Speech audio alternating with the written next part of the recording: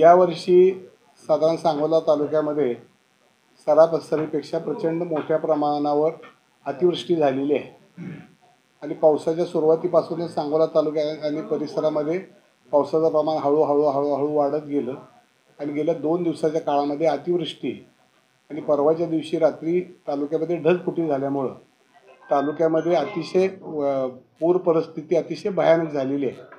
अनेक ठिकाणचे ओढे नाले प्रचंड भरल्यामुळे काही पूल वाहून गेलेले आहेत।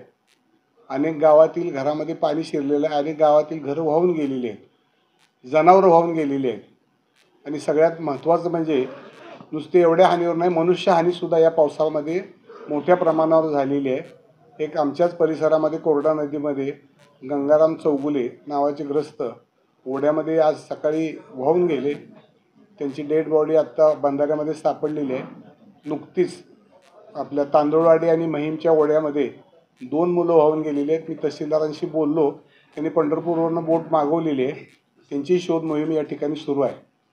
तर माझी आपल्या माध्यमातून शासनाला आणि विशेषतः आपल्या जिल्ह्याचे अतिशय कर्तबगार पालकमंत्री, राज्याचे ग्रामविकास मंत्री आदरणीय जयकुमार भाऊ गोरे साहेबांना आपल्या माध्यमातून मी विनंती करतोय, मी त्यांच्याशी प्रत्यक्षही संवाद साधण्याचा प्रयत्न केला, लवकरच त्यांची माझं बोलणंही होईल।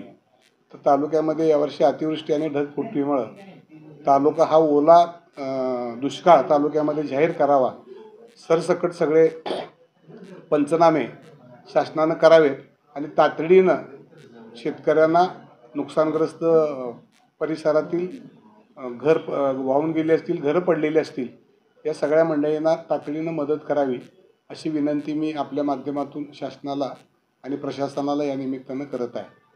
माझ्या माहितीप्रमाणे प्रशासनाचं काम थोडंसं आहे समाधानकारक, पण याहीपेक्षा त्यांनी जास्तीची गती दिली पाहिजे।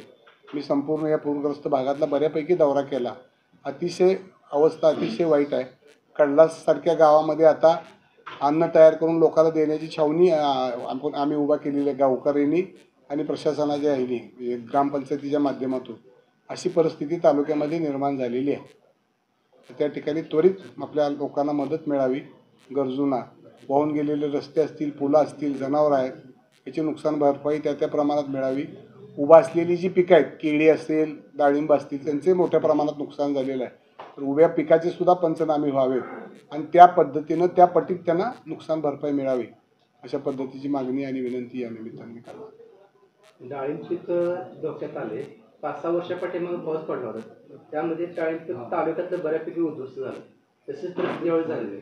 प्रशासनाला तुम्ही काय सांगाल? प्रशासनाला तर मी या निमित्तानं विनंती केलेली आहे की सगळ्यात महत्त्वाचं म्हणजे ती पर्जन्यमापक यंत्र जी तालुक्यामध्ये बसवलेली आहेत ती काही कामाची नाहीत। ती काय पर्जन्यमापक यंत्र नीट काम करत नाहीत, वर्षानुवर्षे त्याचं कोण दुरुस्ती नाही, त्याचं मेंटेनन्स नाही आणि त्याचा हिशोब लावला आता एवढं सगळं वाहून गेलं दिसतं आपल्याला सगळ्याला, आणि आता काय मोजमाप हे करणार आहेत मला काही माहिती नाही, परंतु पावसानं जे थैमान घातलेलं आहे त्याचं त्यांनी सगळ्यांनी परिस्थिती बघावी आणि तालुक्यात ओला दुष्काळ जाहीर करावा आणि सरसकट पंचनामे करून मदत मिळावी अशी माझी विनंती। जनमत सबस्क्राईब करा, लाईक करा, शेअर करा। आपल्या हक्काचं आपलं न्यूज।